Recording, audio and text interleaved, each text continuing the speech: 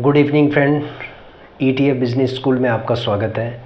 ETF means exchange traded fund. Actually ETF जो होता है वो एक स्टॉक की तरह होता है जिसमें बहुत सारे स्टॉक्स समाहित होते हैं और ये बिल्कुल जैसे एक स्टॉक को बाय करते हैं, सेल करते हैं, बाय सेल करते हैं, उसी तरीके से ETF को भी बाय सेल किया जा सकता है किसी भी डीमैट अकाउंट के अंदर।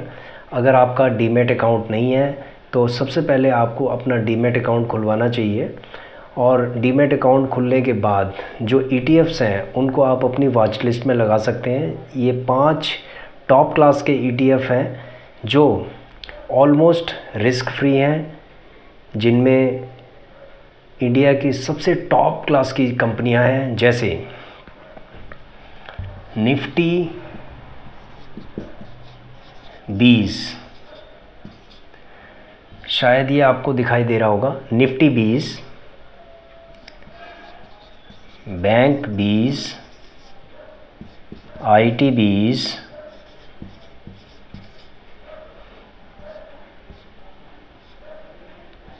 Auto 20, PSU bank 20।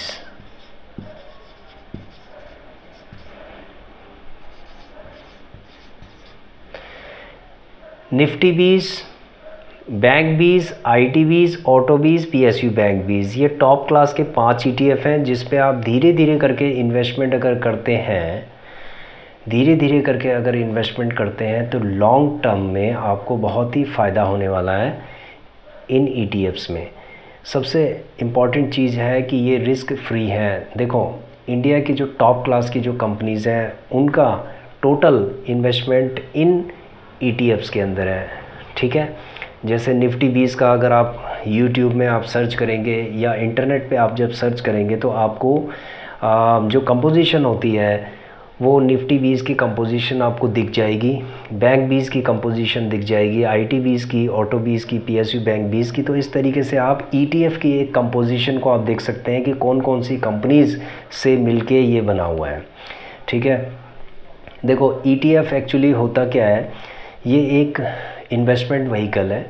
इसके अंदर क्या होता है कि ये एक इंडेक्स की तरह चलता है। जैसे सपोज़ मान लीजिए कि आपका निफ्टी 50 है, 50 कंपनियां होती हैं निफ्टी 50 में। तो जैसे निफ्टी 50 चलता है उसी तरीके से ये निफ्टी 20 भी चलता है। उसी तरीके से जैसे बैंक निफ्टी है तो बैंक निफ्टी के अकॉर्डिंग क्या है, ये बैंक 20 चलता है, ठीक है। IT 20 है, IT की कंपनियों का एक बंच है, ऑटो की कंपनीज़ का एक बंच है। इसी तरीके से पब्लिक सेक्टर जो अंडरटेकिंग जो बैंक्स हैं उनका एक बंच है। तो हम क्या करते हैं कि धीरे धीरे करके इसमें इन्वेस्टमेंट करते हैं इनमें। इसी तरीके के 118 ETFs हैं, लेकिन उनमें से जो मैक्सिमम वॉल्यूम किन ETFs में है उसके लिए हम एक वीडियो आपके लिए लेके आएंगे कि कौन से ऐसे 32 ETF हैं जिनके अंदर वॉल्यूम बहुत अच्छा है। 32 ETFs जिनमें लिक्विडिटी और वॉल्यूम सबसे अच्छा है। देखो, 2 चीज़ें बड़ी इम्पॉर्टेंट होती हैं। जैसे एक होता है फंडामेंटल एनालिसिस, दूसरा होता है टेक्निकल एनालिसिस। अगर फंडामेंटल एनालिसिस करना है तो वो स्टॉक में सबसे ज़्यादा किया जाता है फंडामेंटल एनालिसिस, लेकिन ETF में बहुत ज़्यादा फंडामेंटल आपको एनालिसिस करने की ज़रूरत नहीं है, लेकिन टेक्निकल एनालिसिस आपको करना पड़ेगा। उसके लिए आप हमारे वीडियोस देख सकते हैं, जो प्रीवियस वीडियोस हैं कि हमने किस तरीके से टेक्निकल एनालिसिस की है। तो उन वीडियोस को देख के आप धीरे धीरे करके इन्वेस्टमेंट कर सकते हैं। तो फंडामेंटल और टेक्निकल, एक्चुअली ETF के अंदर जनरली क्या है, फंडामेंटल एनालिसिस नहीं करते हैं, लेकिन फिर भी फंडामेंटल जो होता है इसका ये है कि ये किन किन सेक्टर से मिलके ये ETF बना हुआ है, ये हमें देखने की ज़रूरत है। दूसरी चीज़ क्या है कि इसका वॉल्यूम कितना अच्छा है, इसकी लिक्विडिटी कितनी अच्छी है, क्योंकि जिस ETF में लिक्विडिटी नहीं होगी और आपने उसमें इन्वेस्टमेंट कर दिया तो क्या होगा कि वो सेल नहीं हो पाएगा टाइम से, ठीक है। लिक्विडिटी नहीं है तो इसका मतलब वो आप सेल करना चाहते हैं तो वो सेल नहीं हो पाएगा। आपको उसको लिमिट पे सेल करना पड़ेगा कि जब कोई बायर आएगा तो वो सेल होगा।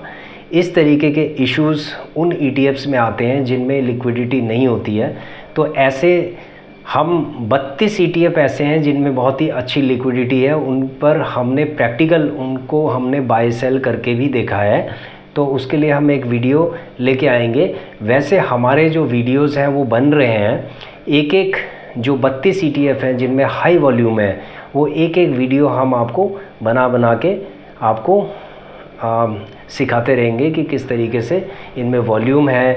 ये प्रेडिक्शन कर सकते हैं हम कि ये 1 साल 2 साल 3 साल बाद ये कितना टाइम्स ये बढ़ सकता है, क्योंकि सारे जितने भी ETFs हैं सारे मल्टी बैगर ETFs होते हैं। देखो ETF एक ऐसी चीज़ है जिससे कि आप अपने फंड्स को कंपाउंडिंग कर सकते हैं। आपने बहुत सारे वीडियोस ऐसे देखे होंगे YouTube के अंदर कि कंपाउंडिंग का मीनिंग क्या होता है, कंपाउंडिंग का इफ़ेक्ट क्या होता है। एक्चुअली कंपाउंडिंग बहुत लोगों का कहना है कि compounding is a 8th wonder of the world. वास्तव में ये 8th wonder of the world है।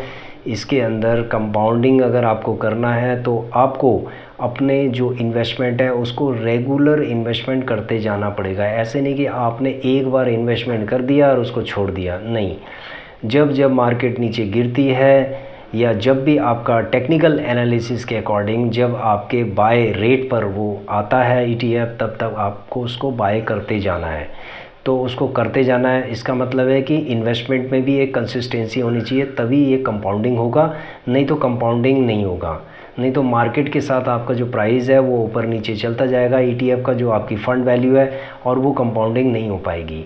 तो कंपाउंडिंग के लिए क्या होता है कि आपको थोड़ा थोड़ा करके इन्वेस्टमेंट करना है, जिसको हम सिस्टमैटिक इन्वेस्टमेंट भी कह सकते हैं। और आजकल जैसे म्यूचुअल फ़ंड है उनके अंदर भी SIPs होती हैं, वो कंपाउंडिंग करने के लिए SIPs होती हैं। तो उस तरीके का हम ETF के अंदर भी कर सकते हैं। ठीक है, देखो ये एक्चुअली क्या है कि क्या है ETF, हम ETF के ऊपर क्यों वीडियोस बनाते हैं, क्यों हम ETF के ऊपर इतना काम करते हैं, क्यों हम ETF के ऊपर इतना जोर दे रहे हैं। देखो ETF ऑलमोस्ट रिस्क फ्री होता है, 99.99% रिस्क फ्री होता है। इसके अंदर आप कभी भी लॉस में नहीं जाओगे। आपको होल्ड करना पड़ सकता है लेकिन आपका लॉस नहीं होगा, ज़ीरो नहीं होगा।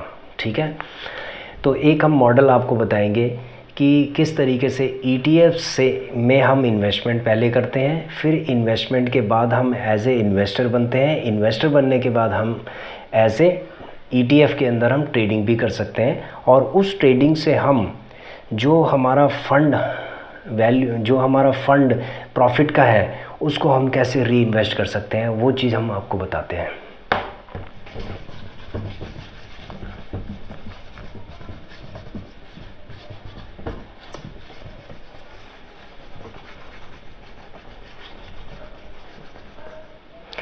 सपोज़ आप एक लो इनकम ग्रुप के हैं, आपकी सैलरी बहुत कम है। सपोज़ मान लीजिए आपकी सैलरी 15 से 20 हज़ार रुपये आपकी सैलरी है। ठीक है, आपकी सैलरी कितनी है, 15 से 20 हज़ार रुपये सैलरी है। तो आपको क्या फार्मूला अपनाना है। जनरली जो फार्मूला होता है वो क्या होता है, income minus expenses is equal to saving और इन्वेस्टमेंट। ठीक है, income minus expenses is equal to saving और इन्वेस्टमेंट, ये सभी को पता है, ये फार्मूला होता है। ठीक है, अब हम अगर इसको I माइनस E S और I, ठीक है, सिंबलिक कर देते हैं, I minus E equal to S और I। अगर हम इसकी जगह पे इसको थोड़ा आउट ऑफ द बॉक्स सोचते हैं, तो अगर हम इसको करते हैं I माइनस S और I is equal to E, ये भी ठीक है। यहाँ पर अगर हम इन्वेस्टमेंट की जगह पे अगर हम एक्सपेंसेस की जगह पे एक्स कर देते हैं, इन्वेस्टमेंट की जगह पे आई एन कर देते हैं इन्वेस्टमेंट, तो यहाँ पर क्या हो गया I minus I N investment, I N V कर देते हैं investment is equal to E expenses. तो दिस फार्मूला इज अंडरस्टैंडेबल।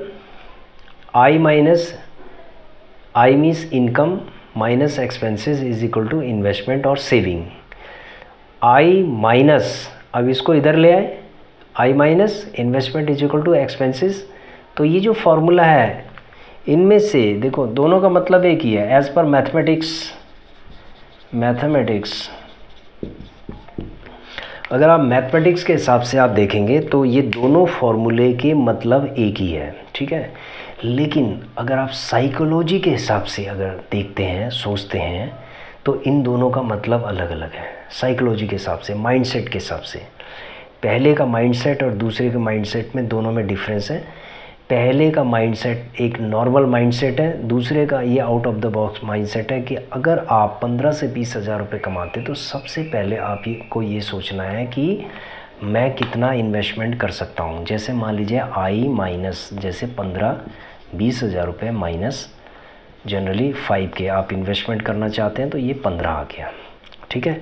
अगर आप इस पर फोकस करते हैं, इन्वेस्टमेंट पे अगर आप फोकस करते हैं तो आप अपने एक्सपेंसेस को मैनेज कर सकते हैं। अगर आप एक्सपेंसेस पे फोकस करते हैं तो आप अपने इन्वेस्टमेंट को मैनेज नहीं कर सकते। आप अपने इन्वेस्टमेंट को मैनेज नहीं कर सकते। अगर आपको अपने इन्वेस्टमेंट को मैनेज करना है तो आपको इन्वेस्टमेंट पे फोकस करना है। अगर आप अपने एक्सपेंसेस पे फोकस करेंगे तो आप अपने इन्वेस्टमेंट को मैनेज नहीं कर सकते। इस बात को ध्यान में रखिए। तो हमने क्या किया, इस फार्मूले पे जो सेकंड वाला फार्मूला है हमने इस पे फोकस किया है। तो ये फोकस वाली बात है जो हमें समझनी है, ठीक है। तो अब हम किस तरीके से 100% रिस्क फ्री एक पोर्टफोलियो भी हम ETF के थ्रू तैयार कर सकते हैं। जैसे मैंने ये कहा था कि पहले आप एज ए इन्वेस्टर होंगे, पहला स्टेप। जब इन्वेस्टमेंट करते जाएंगे जब आपका फंड एक लेवल पे होगा तो उसके बाद आप क्या कर सकते हैं, ट्रेडिंग कर सकते हैं। इसके अंदर ETF के अंदर ट्रेडिंग कर सकते हैं और वो ट्रेडिंग से जो पैसा आप अर्न करेंगे, प्रॉफिट करेंगे, उसको री इन्वेस्ट कैसे करेंगे। चलिए चलते हैं अब।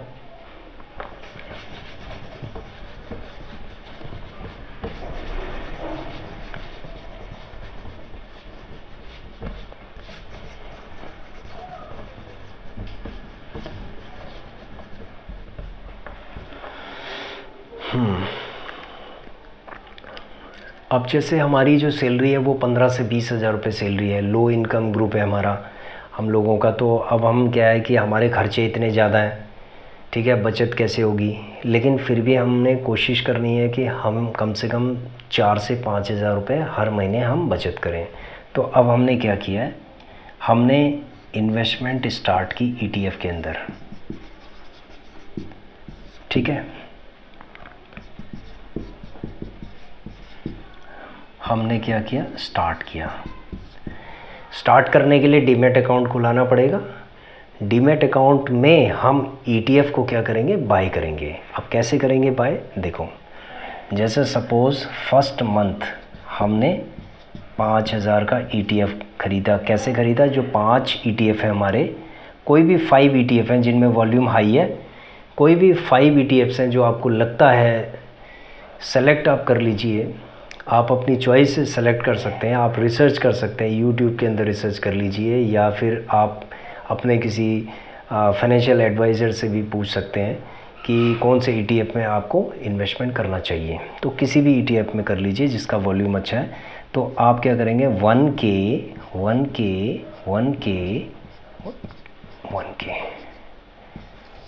1 2 3 4 5 पाँचों ETF में आपने हज़ार रुपये इन्वेस्टमेंट करना है, ठीक है, पहले महीने।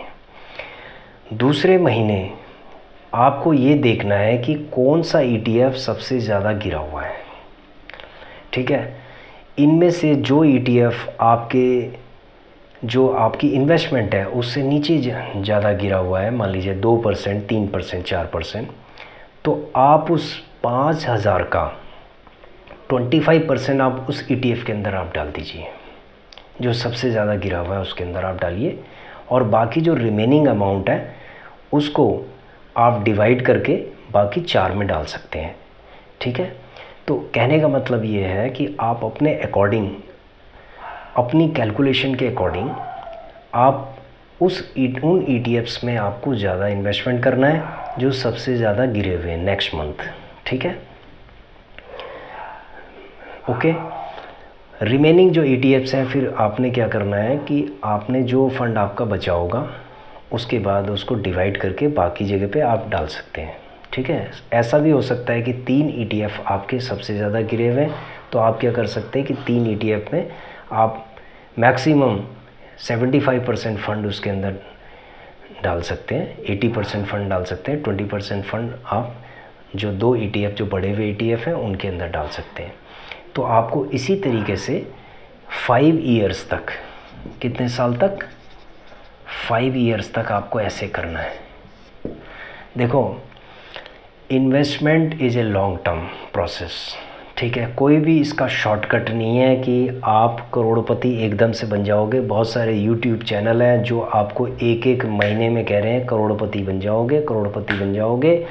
कोई करोड़पति नहीं बनता। ठीक है, सिर्फ आपको एक प्रोसेस को फॉलो करना है, धीरे धीरे करके प्रोसेस को फॉलो करना है। 5 साल के बाद जब आप एक लेवल पे होंगे, उस लेवल पे आप ट्रेडिंग करेंगे। ट्रेडिंग करने के बाद क्या होगा कि जो आपका फ़ंड, जो प्रॉफिट वाला फ़ंड होगा, उसको री इन्वेस्ट करेंगे इसी प्रोसेस को फॉलो करते हुए। तो पहला जो स्टेप है आपका वो ये है। ठीक है, तो हम क्या है कि इस स्टेप को हमने पार कर दिया। मैं अगर अपनी बात करूं तो मैंने ये वाला जो स्टेप है ये मैंने पार कर दिया। अब हम नेक्स्ट स्टेप में हैं। नेक्स्ट आता है, इसको हम कहते हैं ETF investor. ETF micro investor. Micro का मतलब है कि आप एक छोटे छोटे अमाउंट से आप क्या कर रहे हैं, अपने फ़ंड को बढ़ाए जा रहे हैं। जब आपका फ़ंड ये मान लीजिए 5 लाख तक हो जाए, सपोज़ आपका फ़ंड ये 5 लाख के आसपास हो गया है, तो अब आप क्या कर सकते हैं कि आप इसको पूरा पोर्टफोलियो एक आपका 5 लाख का तैयार हो गया। अब आप इससे ट्रेडिंग कर सकते हैं। ट्रेडिंग कैसे कर सकते हैं? आप जो बेस्ट ETF हैं उनमें आप ये पैसा लगा सकते हैं। कैसे लगाएंगे? 5 ETF में आप लगाएंगे इसको। 5 लाख को आप 5 पार्ट में डिवाइड करेंगे, 1-1 लाख, और 5 ETF में आप 20-20 हज़ार रुपये लगाएंगे। ठीक है, 20-20 हज़ार रुपये आप लगाएंगे पहले लेवल पे। अगर 5 लेवल है तो पहले लेवल पे 20-20 हज़ार रुपये लगाएंगे, उसके बाद उसको छोड़ देंगे। तो उसमें आपको कितना परसेंटेज लेना है? 3% का आपको प्रॉफिट लेना है। और 3% अगर नीचे चला गया, 3% अगर ये नीचे चला गया तो आपको क्या करना है, उसको रीबाय करना है। जो नेक्स्ट 20,000 है फिर वो आपको उसमें लगा देना है। तो ऐसे 5 ETF में अभी आप काम कर सकते हैं अगर आपके पास 5 लाख का फंड है। तो इस तरीके से क्या होगा कि जो भी आप मंथली आपकी जो इनकम जनरेट होगी, सपोज़ आपकी मान लीजिए मंथली इनकम 5,000 के आसपास भी अगर जनरेट होती है टू 10,000, तो आप जो 5,000 रुपये जो आपके हर महीने आप जो कमा रहे हैं उसको क्या करेंगे आप, इसी तरीके से जो हमने 32 ETF जो आपको बताएंगे हम हाई वॉल्यूम वाले, आप क्या कर सकते हैं कि उनमें से कुछ सेलेक्ट करके आप ये जो 5-5 हज़ार रुपये आप डाल सकते हैं, इन्वेस्ट कर सकते हैं। लेकिन एक चीज़ ये ध्यान रखिए कि जो भी आप अपने प्रॉफिट का री इन्वेस्टमेंट कर रहे हैं उसको किसी और दूसरे डीमैट अकाउंट में करना है। सेम अकाउंट में नहीं करना, जिसमें आप ट्रेडिंग कर रहे हैं उसमें नहीं करना। दूसरे अकाउंट में आपको इन्वेस्टमेंट करना है। तो इस तरीके से क्या होगा, जो दूसरा अकाउंट है आपका, ठीक है, वो इन्वेस्टमेंट के लिए हो गया और एक अकाउंट आपका ट्रेडिंग के लिए हो गया। तो यहाँ पर आप ट्रेडिंग करेंगे, वहाँ पर आप प्रॉफिट निकाल के और उसके बाद उसमें इन्वेस्टमेंट करते जाएंगे। तो अगले 5 साल में जब आप 5-5 हज़ार रुपये कर रहे हैं, तो जो दूसरा अकाउंट होगा आपका, डीमेट अकाउंट होगा जो दूसरा वाला, उसके अंदर कम से कम 5 से 10 लाख का फ़ंड कंपाउंडिंग होता चला जाएगा। ठीक है, तो ये 5 लाख तो आपके सेफ़ हैं, लेकिन वो 5 लाख रुपए आपके हो गए हैं। तो अब क्या कर सकते हैं आप, अगर मान लीजिए वो फ़ंड आपका जो फ़ंड है वो हो सकता है कि 2 साल में आपका 3 लाख रुपए बन जाए, 4 लाख रुपए बन जाए, डिपेंड करता है मार्केट सिचुएशन पे। तो वो जो फ़ंड है, जब आपका 3 लाख, 4 लाख, 5 लाख ऐसे फ़ंड बन जाए, तो आप क्या करेंगे, उस पूरे फ़ंड को उठा के फिर दोबारा से आप ट्रेडिंग में लेके आ जाएंगे इसके अंदर।